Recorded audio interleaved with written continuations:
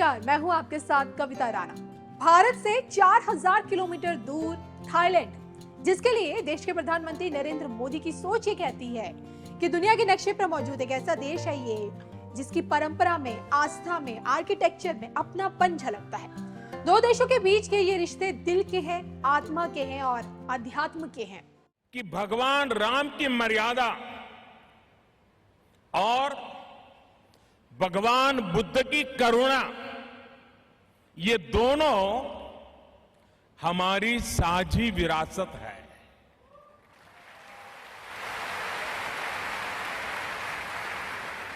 करोड़ों भारतीयों का जीवन जहां रामायण से प्रेरित होता है, वही दिव्यता थाईलैंड में रामाकियन की है।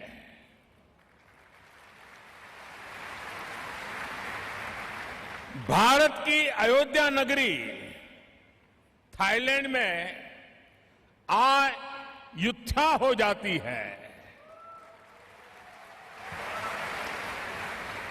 जिन नारायण ने अयोध्या में अवतार लिया, उनके पावन पवित्र वाहन गरुड़ के प्रति थाईलैंड में अप्रतिम श्रद्धा है।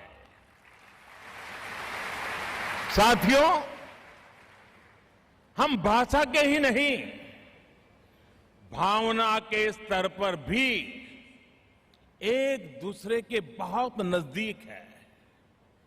इतने नजदीक कि कभी कभी हमें इसका आभास भी नहीं होता। जब देश के प्रधानमंत्री थाईलैंड को सनातन संस्कृति से जोड़ रहे हैं, तो सोचिए असलियत में बौद्ध बहुल थाईलैंड जैसे देश का हिंदुत्व से कितना गहरा लगाव रहा है। तभी तो थाईलैंड में कदम रखते ही बॉलीवुड एक्टर अनुपम खेर ने जब यहाँ के हाईवे पर हिंदुओं की आराध्य देवी देवताओं की विशालकाय प्रतिमाएं देखी, तो खुद को हाईवे के बीच वीडियो बनाने से रोक नहीं पाए। जब हम विदेशी धरती पर अपने आराध्य की मौजूदगी पाते हैं, अपने ईष्ट की प्रतिमाओं को देखते हैं, ये सब चीजें पाते हैं और अंदर से कैसा महसूस करते हैं, खुद के सनातनी होने पर कितना गर्व हमें महसूस होता है, इस वीडियो से आप समझ सकते हैं। देखिए थाईलैंड से अनुपम खेर का ये वीडियो जो उन्होंने अपने ट्विटर अकाउंट से ट्वीट किया है। दोस्तों, भारत के देवी देवताओं की, भारत की परंपरा की, भारत की संस्कृति की मर्यादा और प्रेजेंस कितनी दूर है देश में, वर्ल्ड में, ये आपको आज बताता हूँ। मैं थाईलैंड में हूँ, बैंकॉक से बहुत 3-4 घंटे दूर एक हाईवे पर हूँ और मैं यहाँ राहु के टेम्पल में गया था प्रार्थना करने। और देखिए मैंने हाईवे पर क्या देखा। भगवान शिव, गणेश, पार्वती मेन रोड पर, जय शिव शंभू। ये है भारत की महानता, ये है हमारे देवी देवताओं की प्रेजेंस। हमारे देवी देवता न केवल हमें बल्कि देश के, विश्व के हर देश को अपना वरदान, अपना आशीर्वाद देते हैं। जय शिव शंभू। थाईलैंड देखिए एक ऐसा मुल्क है जहां भगवान राम की मर्यादा और भगवान बुद्ध की करुणा दोनों बसती है। लगभग 7 करोड़ इस देश की आबादी है, जिसमें हिंदू सिर्फ और सिर्फ 0.1% है, यानी कि कुल 80,000 हिंदू यहाँ आपको मिलेंगे। लेकिन ताज्जुब की बात ये, ना के बराबर यहाँ हिंदू हैं, लेकिन लोगों में सबसे ज्यादा सनातन धर्म के प्रति अटूट आस्था यही दिखती है। बौद्ध होने के बावजूद थाईलैंड के लोग न केवल हिंदू मंदिरों और देवताओं में गहरी आस्था रखते हैं, बल्कि अपने राजा को भी राम का वंशज मानकर उन्हें विश्व के अवतार की संज्ञा देते हैं। थाईलैंड के देखिए कोने कोने में हिंदुत्व की गहरी छाप दिखती है। रामायण यहाँ की राष्ट्र ग्रंथ है। संस्कृत को यहाँ सबसे ज्यादा पवित्र भाषा माना जाता है और मुल्क के राजा को प्रभु राम की पदवी दी जाती है। सबसे दिलचस्प बात यह कि यहाँ के हिंदू मंदिरों में बौद्ध धर्म को मानने वाले भी आते हैं और वे हिंदू देवी देवताओं की पूजा वैसे ही करते हैं जैसे यहाँ की हिंदू आबादी। अगर ये कहा जाए कि थाईलैंड में आज भी राम राज्य है, तो कहना बिल्कुल गलत नहीं है।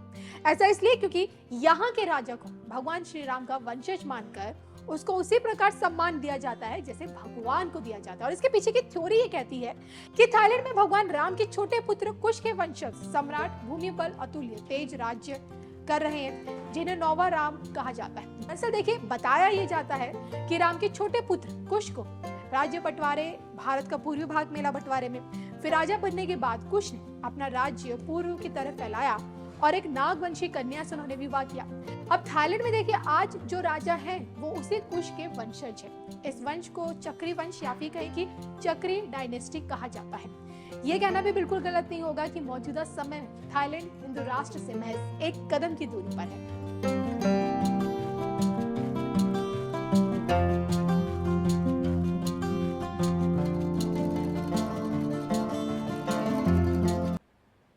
जैसे आपने मुझे कहा सवादी मोदी, इस सवादी का संबंध संस्कृत के शब्द स्वस्ति से है। इसका अर्थ है सु प्लस अस्ति यानी कल्याण।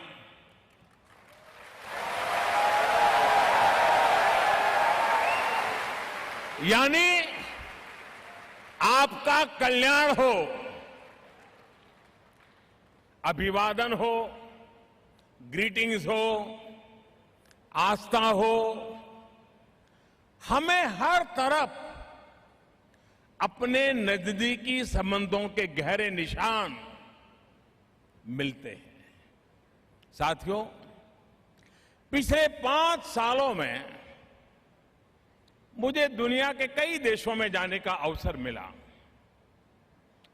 और हर जगह भारतीय समुदाय से मिलना, उनके दर्शन करना, उनसे आशीर्वाद प्राप्त करना, ये कोशिश मैं करता रहता हूं।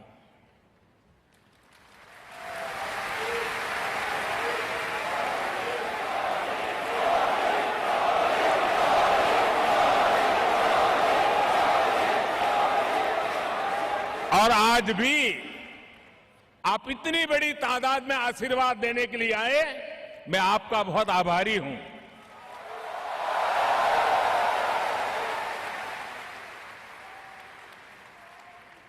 लेकिन जब भी ऐसी मुलाकात हुई है, हर एक में मैंने देखा कि भारतीय समुदाय में भारत और उनके मेजबान देश की सभ्यताओं का एक अद्भुत संगम हमें नजर आता है।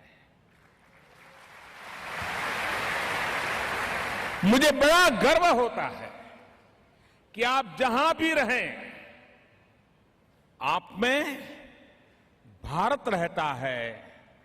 आपके भीतर भारत की संस्कृति और सभ्यता के मूल्य जीवंत रहते हैं।